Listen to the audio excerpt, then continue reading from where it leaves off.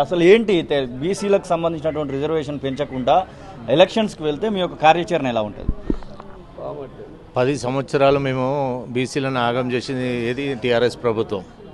కానీ కాంగ్రెస్ ప్రభుత్వం వచ్చినాక కూడా మాకు మేలు జరుగుతుందని చెప్పేసి మేము భావించినాం. సరే, మేలు జరిగినా కానీ 100% మేలు జరుగుతుంది అనుకుంటే ఒక 25% మేలు జరిగింది.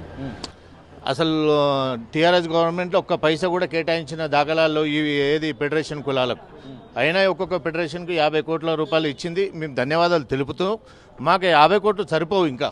ఎందుకంటే మా ఒడ్ర కులంలో 25-30 లక్షల మంది ఉన్నాం. 50 కోట్లు ఏం సరిపోతుంది?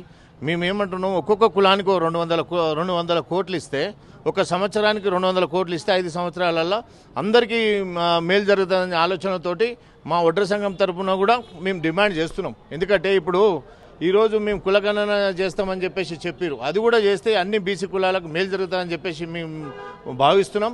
లేదు అంటే అన్ని బీసీ సంఘాలు ఏకమై మీ సంగతి ఏందో తెలుస్తామని చెప్పేసి మేము కోరుతున్నాం. అసలైన తొలి వెలుగు. ఫాలో వాట్సాప్ @తొలి వెలుగు అఫీషియల్.